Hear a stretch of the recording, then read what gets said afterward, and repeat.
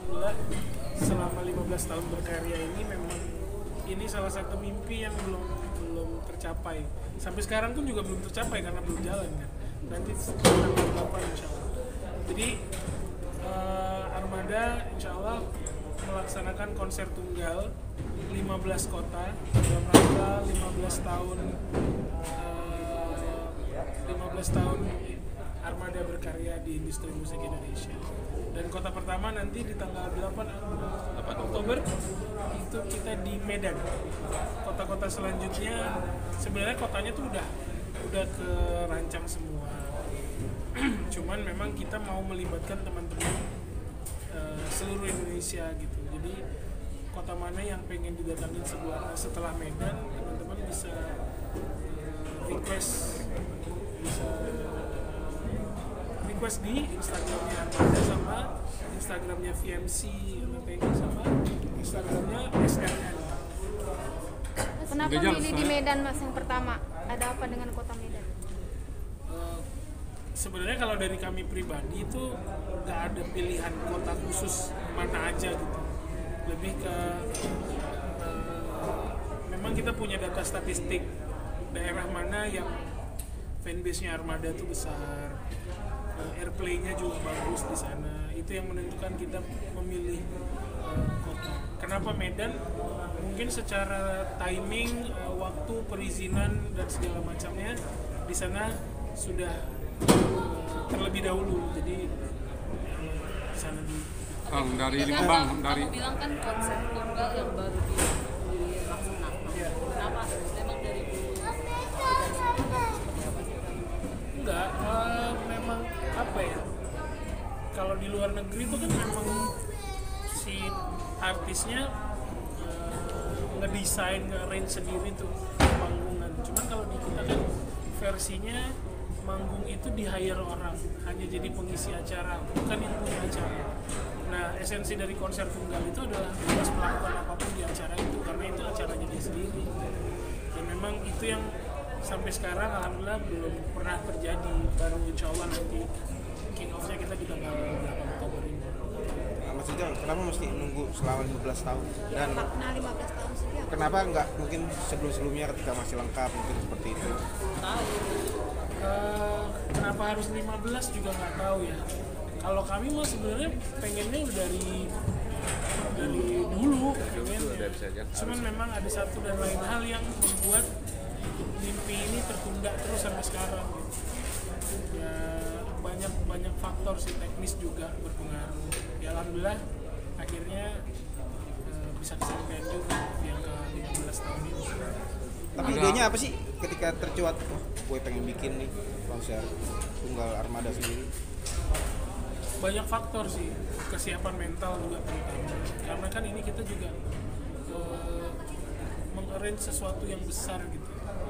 Jadi memang mental juga dipersiapkan, terus ada support dari promotor, event organizer, sponsor dan segala macam. Itu juga berpengaruh ke terjadinya konser ini. Mas, dari 15 kota itu udah fix semua atau sekarang ini baru berapa kota yang fix dan persiapannya seperti apa? Yang fix tuh 15. Jadi memang kita doanya tuh adalah 15 ini udah kesusun semua. Tapi kalau berjalannya waktu nanti bertambah jadi 45, jadi 3 negara gitu misalnya, ada Malaysia juga, ada Singapura, ada Brunei, dan nanti Hong Kong, Taiwan segala macamnya itu ya tidak menutup kemungkinan gitu. Tapi yang dipastikan 15 ini. Artinya 15 ini pun nggak baku ya? Iya, nggak baku. Bisa bertambah, tapi tidak berkurang insya Allah. Iya, bisa bertambah tidak berkurang karena tergantung juga nanti permintaan ya. Iya. Kalau banyak permintaan dari orang-orang misalnya meminta di kota ini misalnya gitu kan, kira-kira mungkin bisa kita tambahin. Pertimbangannya apa? Barometernya ketika minta dari taruhlah lewat media sosial mungkin yang pakai vector kan seperti itu.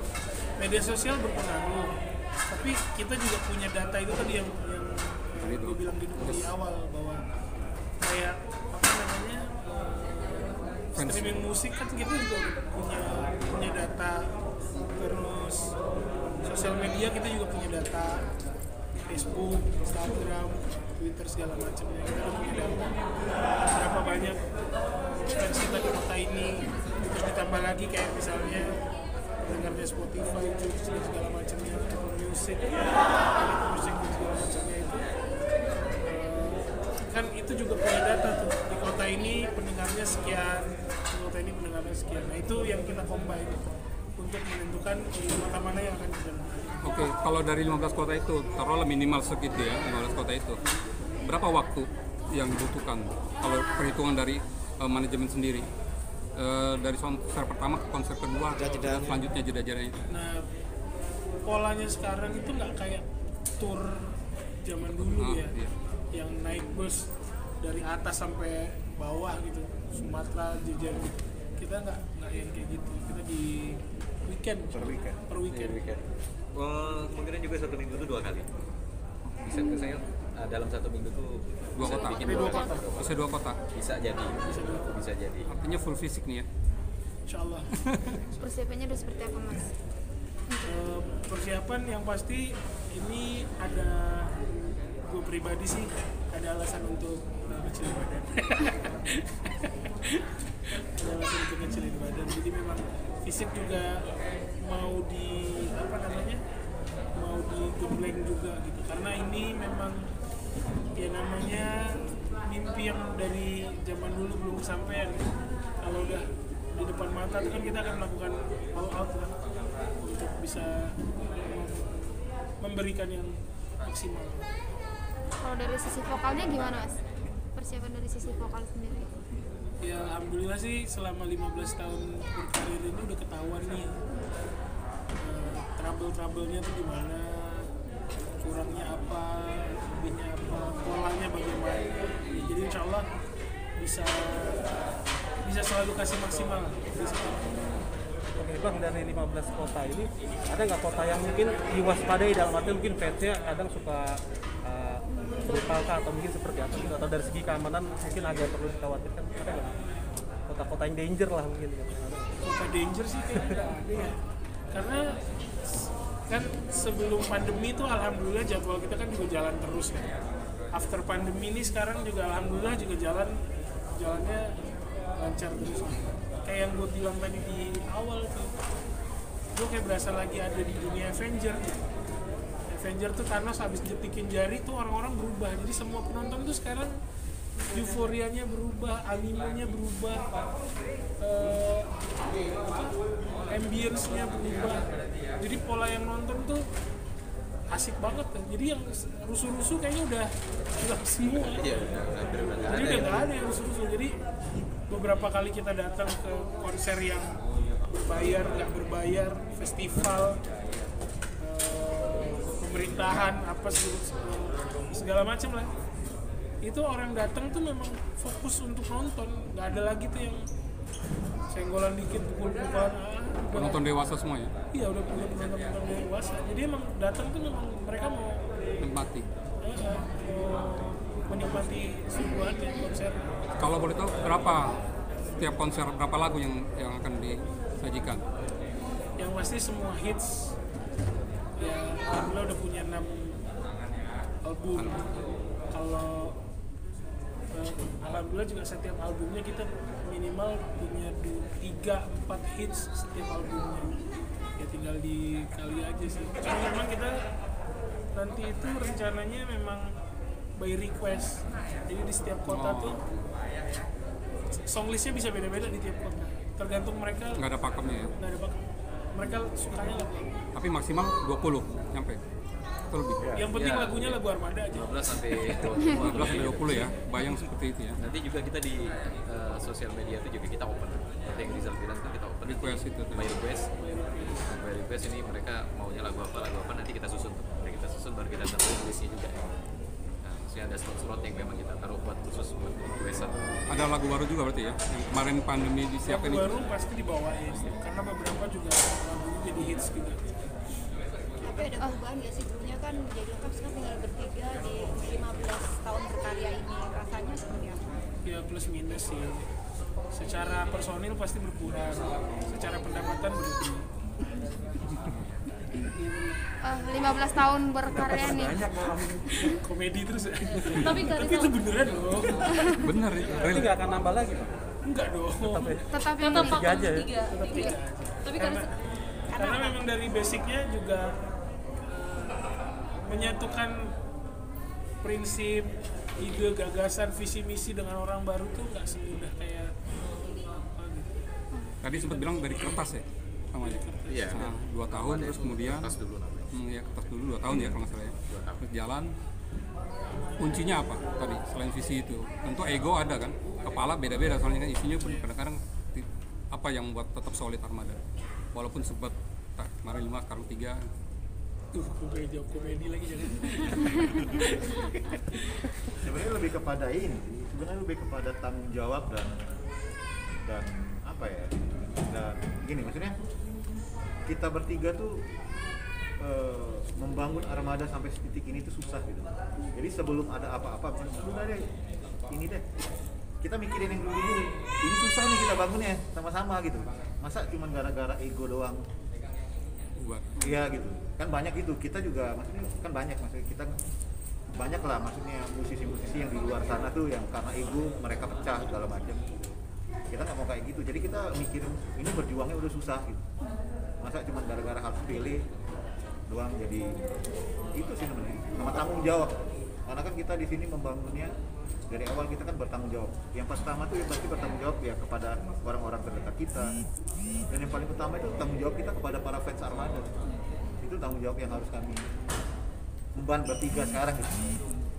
Tapi pernah nggak sih selama 15 tahun pernah terpikirkan gitu vakum atau ngajaran Bubar malam. bubar seperti itu? Udah kita udah divakumkan. Udah 2 tahun ya. 2 tahun cukup. Pandemi kan kita divakum. pandemi biar pemanah situasi. Tapi ini kalau boleh flashback perjalanan itu nggak mudah ya, 15 tahun itu. Apa guratan cerita yang paling menarik dari kalian ketika datang ke Jakarta? 15 tahun. Perjuangan itu.